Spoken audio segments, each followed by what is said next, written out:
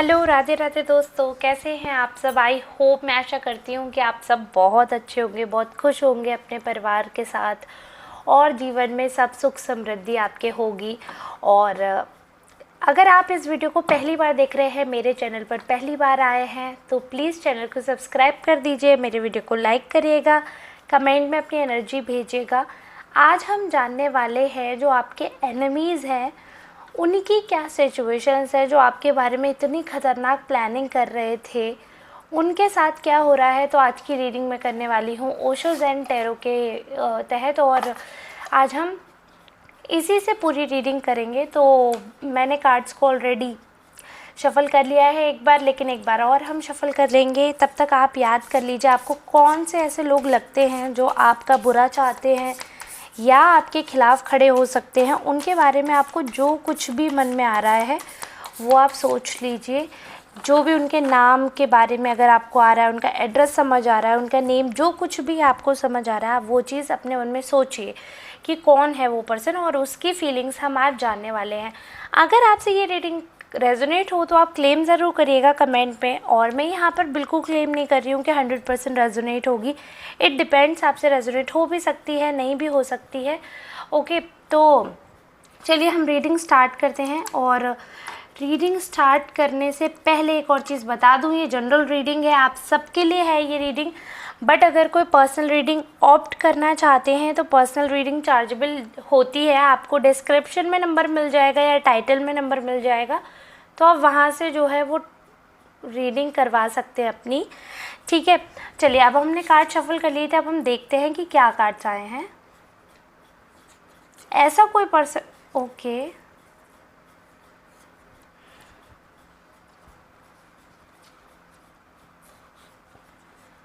देख लेते हैं पहले उनके मन में क्या चल रहा है, उनकी लाइफ में क्या चल रहा है।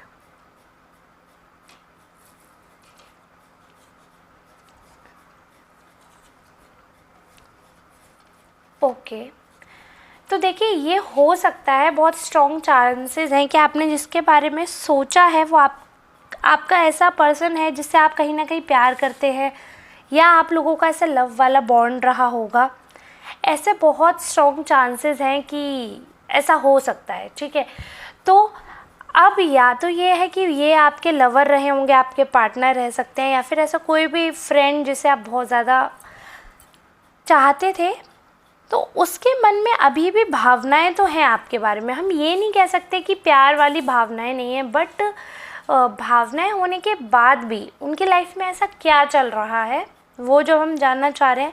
तो कहीं ना कहीं देखिए, मुझे लगता है कई सोल्स ऐसी होती हैं जो एक दूसरे के साथ एज अ लवर उनका रिलेशनशिप होता है, पार्टनर, या उनमें कहीं ना कहीं कभी ना कभी जो प्यार रहा होता है वो पिछले जन्म के कुछ कर्म की वजह से, कुछ इस जन्म की बुद्धि जो है वो फिर जाती है, तो ऐसे ख़राब हो जाते हैं। तो यहाँ पर इनकी एनर्जी देखिए कि इतना अच्छा प्यार भरा रिश्ता था, इतना प्यार भरा सब कुछ इनकी लाइफ में चल रहा था, बट इनके गलत कामों की वजह से या फिर बिल्कुल ही केयर ना करने की वजह से, मतलब ये भी है कि इन्होंने उस चीज़ की वैल्यू ही नहीं की। जो चीज़ आपके पास है एटलीस्ट आप उसको अप्रिशिएट करो। अप्रिसिएशन तो देखो सबको चाहिए होता है, कोई ऐसा इंसान नहीं है जिसको अप्रिसिएशन नहीं चाहिए हो, है ना। तो इस इंसान ने अप्रिशिएट ही नहीं किया, उस चीज़ के लिए ग्रेटिट्यूड ही नहीं दिखाया, उस चीज़ की वैल्यू ही नहीं की, उस चीज़ के लिए कोई आभार ही प्रकट नहीं किया। जब आप आभार प्रकट नहीं करोगे, जब आप ग्रेटिट्यूड फील नहीं करोगे, तो वो चीज़ आपके पास कब तक रुकेगी। एक टाइम आएगा कि आपको उस चीज़ से हटना पड़ेगा। अगर आपने उस चीज़ की वैल्यू ज़ीरो कर दिया है, उस पर्सन की वैल्यू या उस जो भी फीलिंग है उन सब की वैल्यू अगर आप ज़ीरो करके बैठे हो और फिर आप ये सोचते हो कि सारी चीज़ें नॉर्मल हो जाएं या सारी चीज़ें पहले जैसी हो जाएं, तो ऐसा नहीं हो सकता। देखिए, जिम्मेदारी ना सिर्फ एक पर्सन की नहीं होती है। अब यहाँ पर मैं जेंडर वाइज नहीं जा रही हूँ, तो कई बार ऐसा होता है किसी रिलेशनशिप में कोई महिला बहुत कुछ करती है, तो किसी रिलेशनशिप में महिलाएं बहुत कुछ बिगाड़ती भी हैं, तो उस सिचुएशन में मेल बहुत कुछ बेचारे सफ़र करते हैं और अपने पार्टनर के लिए हर कुछ करने को तैयार रहते हैं, बट पार्टनर का तो ध्यान ही नहीं होता। तो वो चीज़ है कि जो वो प्यार था ना, जो सबसे अनमोल चीज़ थी, उसको इन्होंने या अपनापन। ये ज़रूरी नहीं है कि आपके पार्टनर की रीडिंग है। कई बार क्या होता है ये आपके बेटे बहू हो सकते हैं, ठीक है, आपके बच्चे हो सकते हैं, आपके फैमिली या कोई ऐसा क्लोज वन जैसे जिसे आपने कभी बहुत प्यार किया हो, आपको लगा हो कि हाँ भाई इसके साथ हम सब कुछ शेयर कर सकते हैं। प्यार क्या होता है? प्यार ट्रस्ट ही तो होता है। तो आपने ऐसा इंसान जिस पे आपने ब्लाइंड ट्रस्ट किया हो, भरोसा किया हो, और उस इंसान ने आपका भरोसा ना निभाया हो, आपके जो प्यार की, आपके जो ट्रस्ट की जो है उसकी रिस्पॉन्सिबिलिटी जो है समझी नहीं और उसको वैल्यू नहीं किया, ऐसा यही तो प्यार होता है। और वो ख़त्म हो जाता है वक्त के साथ, क्योंकि मुझे लगता है प्यार कभी ख़त्म नहीं होता, बट वो जो फीलिंग होती है कि जब प्यार में क्या होता है आप डिपेंडेंट होने लगते हो। ऐसा नहीं है कि आप उनसे कुछ चाहते हो, बट कहीं ना कहीं आपका मन डिपेंड करने लगता है उस पर्सन पे। तो वो चीज़ उन्होंने ख़त्म कर दी, डिपेंडेंसी आपकी रखी ही नहीं। तो एट द एंड आपके लिए अच्छा हो, क्योंकि आपका डेवलपमेंट होता हुआ यहाँ पे दिख रहा है, आपका डेवलपमेंट हुआ होगा। अगर हम इनकी लाइफ की बात करें तो जब इनकी लाइफ में फिर सब कुछ ख़त्म हुआ तो ये और ज़्यादा मतलब ऐसे हो गए कि निकलना है वहाँ से, जिस सिचुएशन में ये फंसे हुए वहाँ से निकलने के लिए इनको जितना रोकथाम की गई, जितना इनको बांधा गया, उस चीज़ से और ये निकलना चाह रहे हैं और इस चीज़ से आगे बढ़ना चाह रहे हैं। और कहीं ना कहीं सबसे लड़ रहे हैं, अपने आप से भी लड़ रहे हैं। ऐसा नहीं है कि सिर्फ आपसे ही इनकी लड़ाई है, ऐसा नहीं है, ये खुद से भी लड़ रहे हैं, क्योंकि इनकी जो आपके एनिमी है ना, ये अवेयर ही नहीं है कि ये क्या करना है, इनको क्या नहीं करना। बस इनको जो सिचुएशन पे समझ आता है या कोई कुछ बता देता है या जो भी है, तो वो चीज़ ये मानकर एक्शंस करते गए। इनको वैल्यू ही नहीं थी। आप ये समझिए कि इनको उस समय ज्ञान नहीं था, इनसे गलती हुई, और अब उस गलती के चलते इनके दिमाग जो है ऐसा हो गया है कि ये बहुत रिबेलियस हो गया। हर चीज़ का मतलब इनको ऐसा लगता है कि इनको रोक कर रखा जा रहा है, इन पर लोग काबू पाना चाहते हैं, लोग इनको अपने कंट्रोल में रखना चाहते हैं। ऐसी फीलिंग इनको आने लगी। जब ऐसी फीलिंग आने लगी तो ये फाइट बैक करने लगे। अगर इनसे पॉजिटिव वे में भी किसी ने बात की होगी, बट इनका जवाब बहुत ही नेगेटिव, बहुत ही एंटी रहा, और ये सबको ये सोचने लगे कि सारे लोग मेरे खिलाफ हैं, सारे लोग मेरे अपोजिशन में हैं, सारे लोग मेरा बुरा चाहते हैं। फिर एक फेज़ आता है ना कि जब इंसान के लाइफ में इतना सब कुछ हो रहा है, तो अभी यही है कि इतने ज़्यादा रिबेलियस, देखिए इनकी अपनों से लड़ाई चल रही है, अपने आप से भी लड़ाई चल रही है। अपनों में आप अपने आप को भी तो गिनेंगे। अगर आप किसी को प्यार करते हैं तो सर्वप्रथम वो इंसान होना चाहिए खुद को प्यार करे। जो इंसान खुद को प्यार नहीं कर सकता वो आपको भी नहीं कर सकता है, क्योंकि एट द एंड देखिए इतना स्पिरिचुअल तो अभी कोई है नहीं जो सोल से प्यार करे। लोग ज़्यादातर यहाँ पर बॉडी से ही प्यार करते हैं, और जब उस बॉडी में जब तक प्राण है तब तक प्यार करते हैं। जिस दिन उस बॉडी से वो सोल निकल जाएगी, वो उसके बाद वो पूछते भी नहीं है। लाश के पास उसी की धर्मपत्नी या उसी के बच्चे अकेले नहीं बैठना चाहेंगे। तो बेसिकली जब तक आप ज़िंदा हो तब तक रिश्ते हैं। जिस दिन आप ख़त्म हो जाओगे उस दिन रिश्ते भी ख़त्म हो जाएंगे। और अगर कभी आत्मा उनको दिख भी गई ना, तो वो अपने ही जिसके लिए वो पागल थे, प्यार में रो रहे थे ख़त्म होने के बाद, उसी इंसान की आत्मा को देखकर ऐसे खौफ में आ जाएंगे और दोबारा देखना नहीं चाहेंगे। तो जब तक आप जीवित हो, शरीर में हो, तभी तक आपकी पूछ है। और ये कड़वा सत्य है, इसमें कोई बुराई नहीं है। तो ये इंसान अपने आप को प्रायोरिटी रखना चाहता है, बट ये समझ नहीं पा रहे थे, सबसे लड़ रहे थे। इनकी लाइफ में जो बहुत ज़्यादा कलेश, अपनों से सबसे अलगाव दिख रहा था, सबसे। और एक होता है ना, इंसान एक शील्ड लगा लेता है जब उसके साथ कुछ बुरा होता है या उनके कर्मों का फल उनको मिलना शुरू होता है, तो तब उन्हें पता चलता है, अच्छा जो दूसरों को साथ चखा रहे थे, अब उन्हें पता चल रहा है कि क्या है इसका दर्द, क्या है, क्या इसका स्वाद जो है वो कैसा लगता है। अब इनको फील हो रहा है, तो इनको दुख है, कष्ट है, अपने कर्मों पे अफसोस है इनको। और अफसोस करना भी चाहिए, क्योंकि जब अफसोस होता है ना, अफसोस के बाद ही कुछ नया जो है वो उपजता है। और जो हमारे प्रभु हैं, जो हमारे भोले बाबा हैं, ये तो साक्षात भोले, इनका नाम है, तो इनको स्मरण ही भोले के रूप में करती हूँ। इनको स्मरण ही मैं इसलिए करती हूँ क्योंकि ये इतने भोले, इतने मासूम है मेरे प्रभु। इनके आगे राक्षस भी झुकेगा, इनके आगे राक्षस भी अगर नतमस्तक होगा तो ये उसे भी वरदान देते हैं। ये इतने भोले हैं। तो जब आपके शत्रु या ऐसा इंसान जिसकी लाइफ में कुछ भी बुरा चल रहा है, और वो जब प्रभु के आगे समर्पण करते हैं, तो प्रभु उनको देते हैं ज्ञान। तब उनको पता चलता है कि वो सब कुछ करने के लायक हैं, सब कुछ करने में सक्षम है, और फिर अपने धीरे धीरे वो और ज़्यादा अवेयर होते हैं, और ज़्यादा अपनी चीज़ों पे वो जानते हैं, और सेल्फ कंट्रोल आ रहा है अब आपके एनिमी में। अब वो पहले जैसी एक्टिविटी नहीं करेंगे। आप ये क्लेम करिएगा कि ये बात सच है, जितना उन्होंने टॉर्चर पहले किया होगा, या जो वो इंसान थे पहले से, वो बहुत बदले हैं और अच्छे रूप में।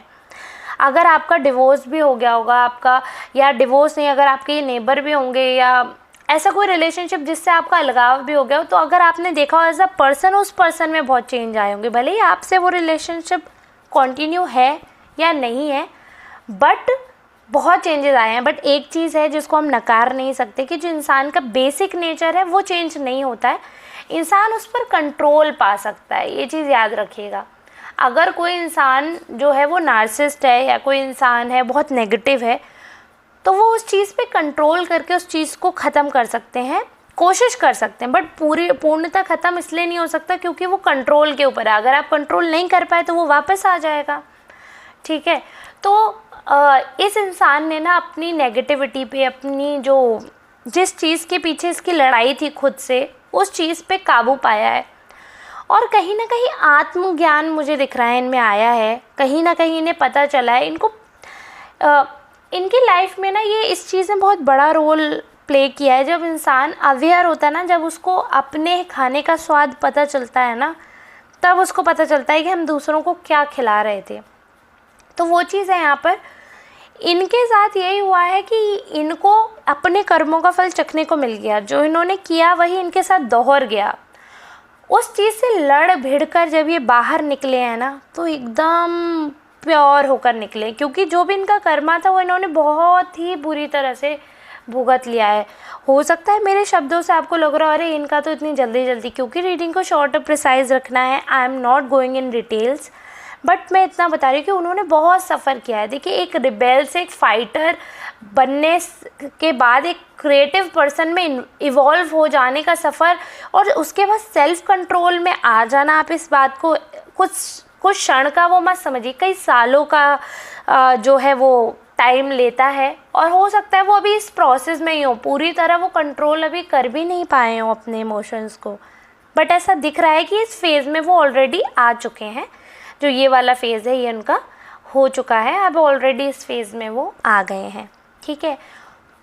और प्रभु जैसे जो सोर्स ऑफ एनर्जी है, ठीक है, आप जिस भी नेम से, जिस भी रूप में उनको स्मरण करते हो, ये इंसान जिस भी रूप में स्मरण करता हो, ये मान गए हैं कि हाँ, there is a source of energy which is regulating this universe and which is creating us. और हमारा कर्तव्य बनता है कि जब हमें किसी ने बनाया है तो हम उसको अच्छा रिटर्न दें।